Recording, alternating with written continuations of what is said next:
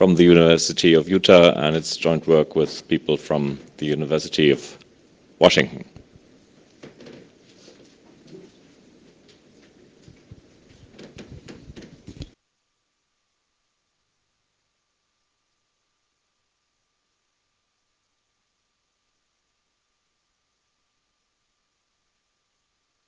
Is about modular verification, namely about reasoning about large programs in terms of small ones.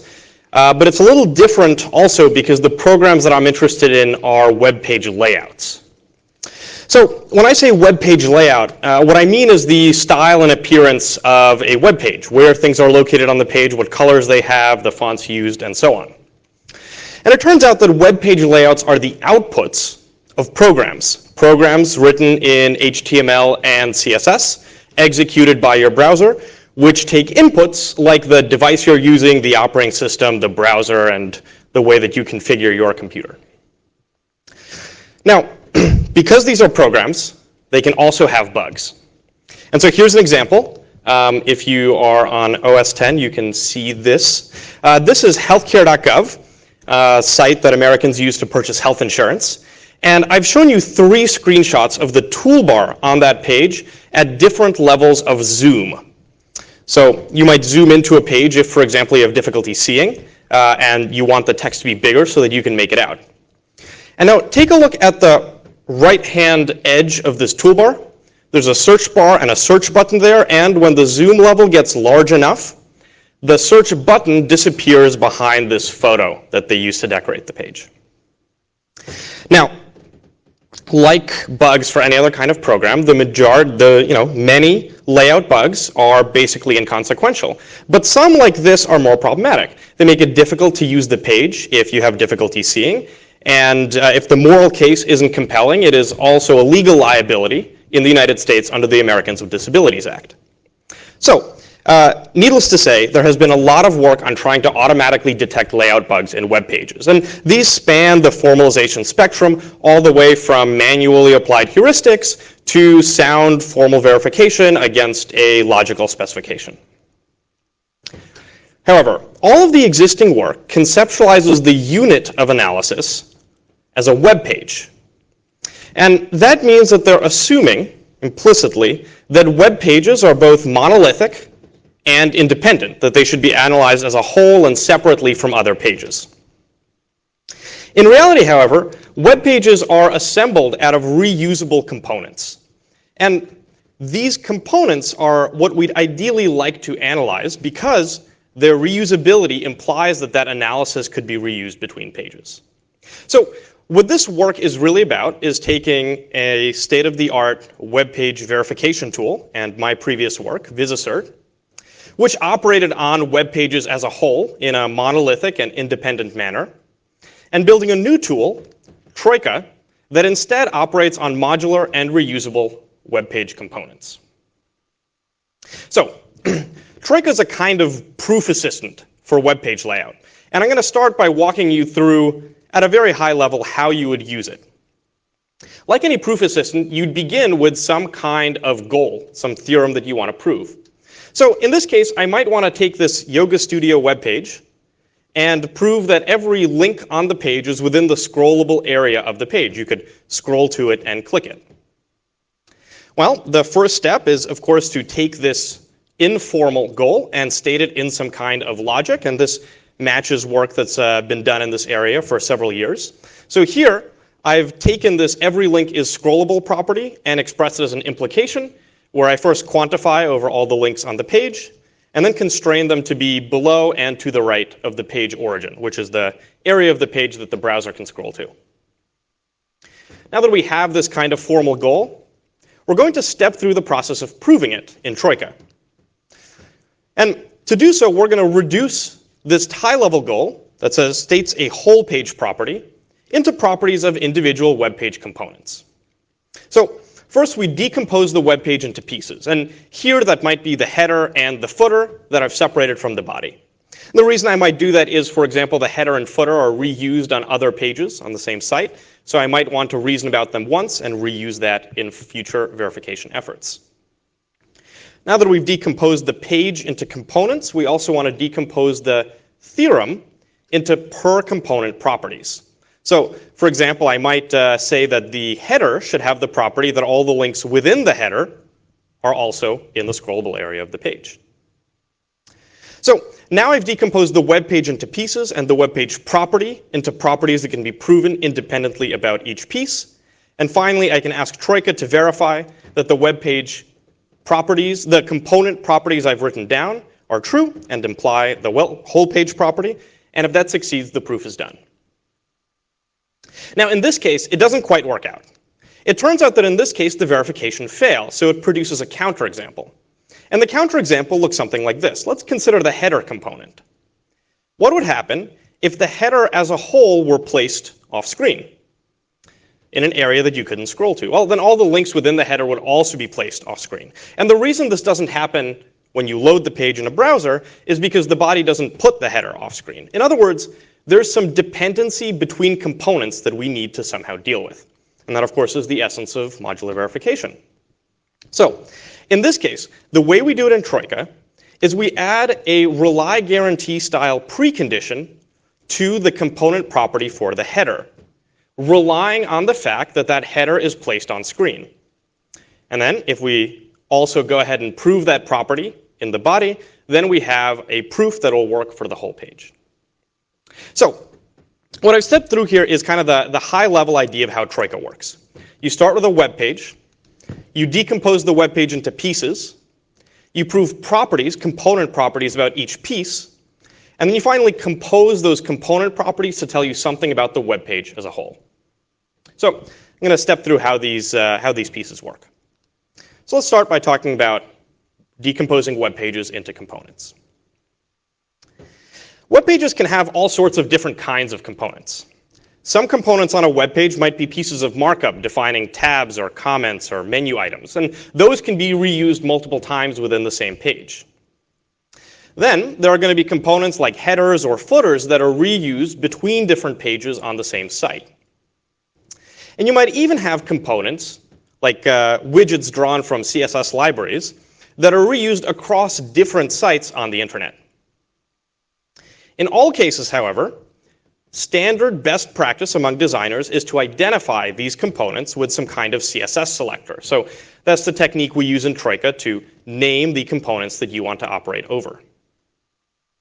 Once you've named a bunch of components, you basically have divided the page into those components you've named and also what you might call the everything else component, or what I'll be in this talk referring to as a template. So between these pieces, you've now defined a partition of the web page.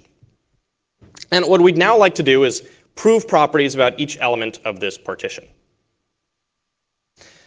So, how do we prove a property of a part of a web page?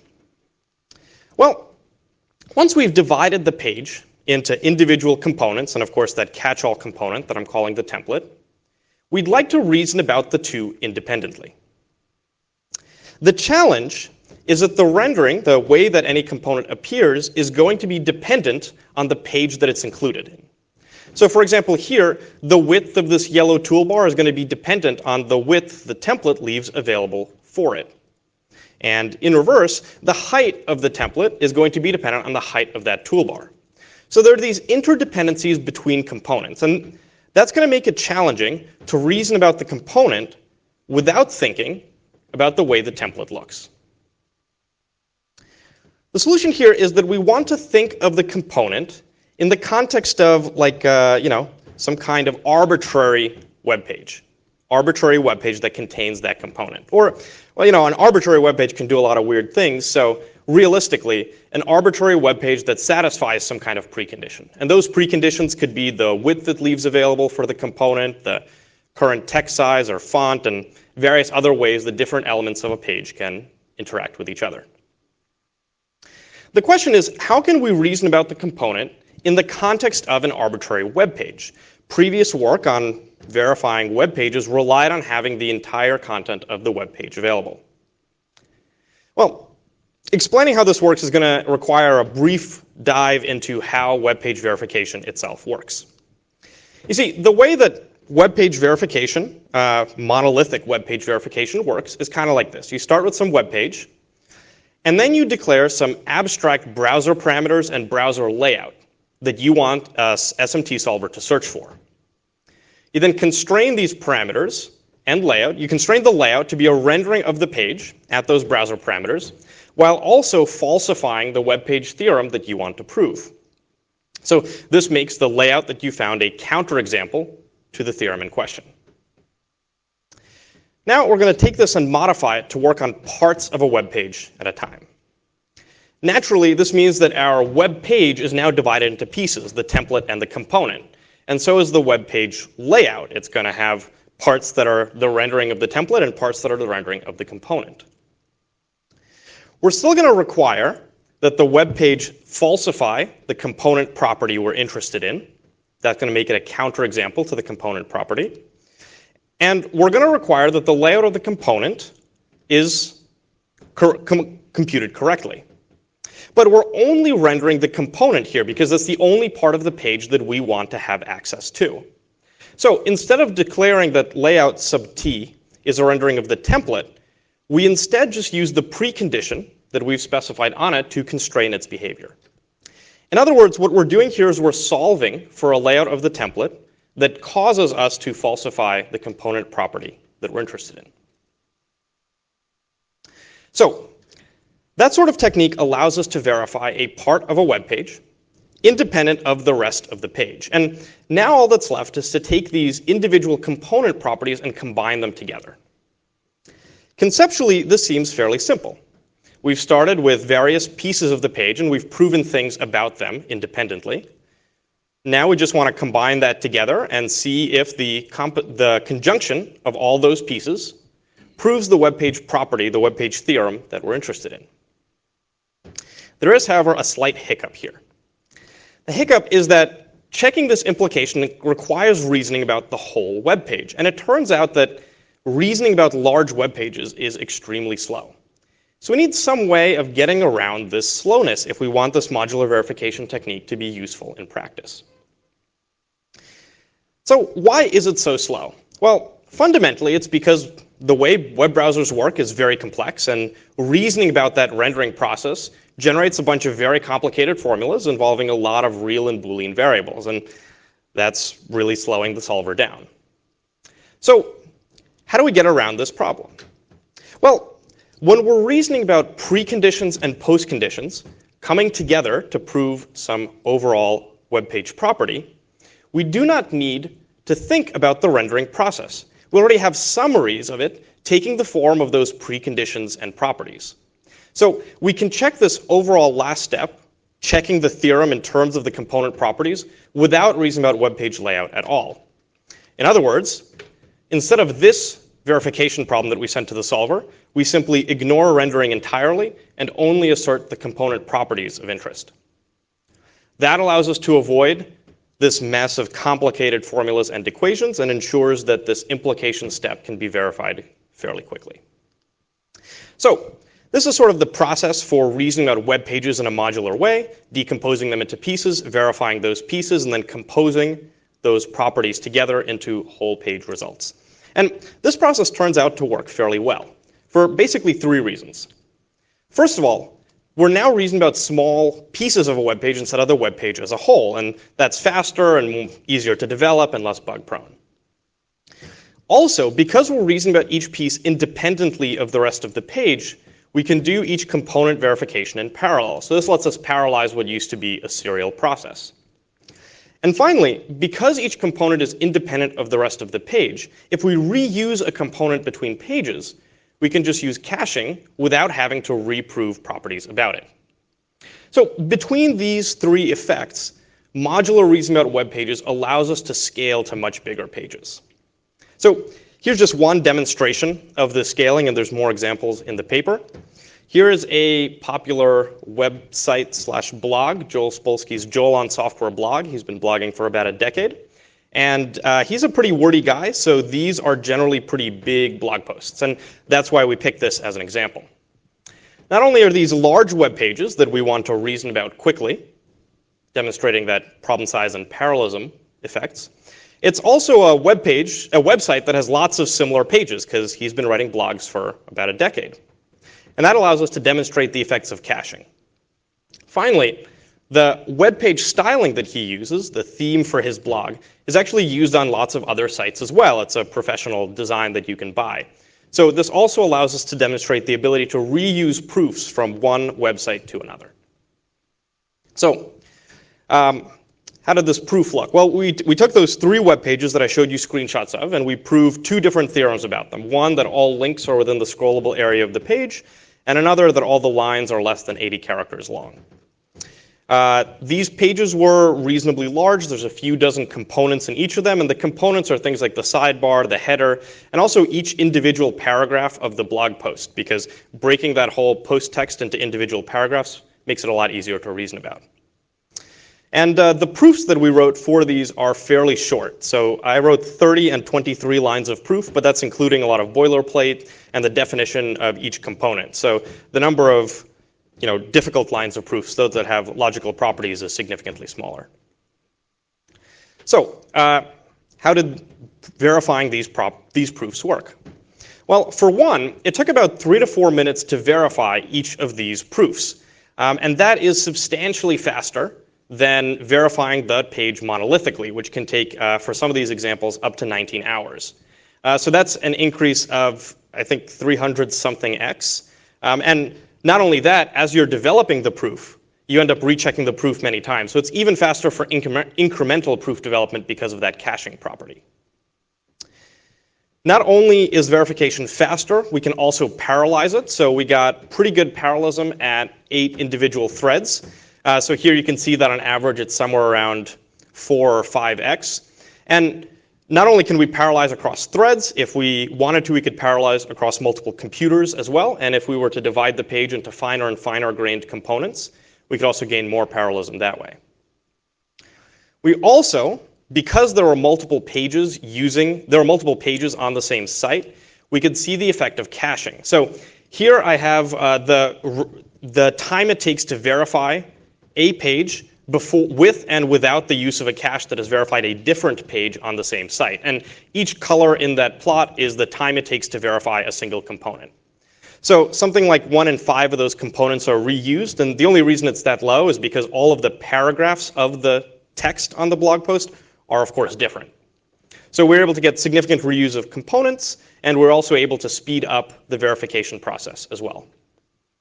And finally, we're able to take the proof we'd written for this Joel on Software blog and transparently reapply it to a different blog using the same theme. Now keep in mind, this other blog has no shared text because even the title of the blog is different. And of course, it was written by a different person and probably set up in the WordPress configuration in a slightly different way. Nonetheless, the same proof applies without change. And the only sort of flaw here is that in the second site we used, comments were enabled, whereas on the first site they were not. So we added 2 lines of code to treat each comment as an individual component, and that made both of those proofs quite fast as well. So those are the benefits of doing modular verification on web pages. And basically, it allows us to scale the verification process to significantly larger pages. So that's the process of modular verification for web page layouts, and I'm happy to take any questions.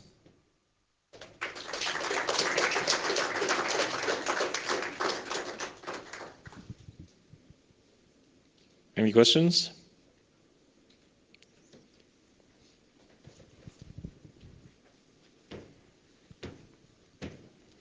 So you mentioned some other examples you did. I was just curious, what's the most interesting bug you found in other web page verifications? Most interesting bug? That's an interesting question. I think actually the most interesting example I ran into when doing this line of work were cases where the layout only works because of the text chosen by the author of the page. And that's something that usually isn't a bug we find in the web page, it's a bug we find in our verifiers, and it's a false positive that our verifier produces because it doesn't reason about the exact shape of each letter. So these are cases where if you use all caps text, then there are no descenders, if you're writing in English, for example, so that avoids some kind of text overlap. And those were the sorts of problems that I think of as most interesting. But I think also this example with, this web page had comments enabled. And so that caused one component to get very big and take a long time. There's another sort of interesting example we ran into of just sort of proof development in this style. Cool, thank you.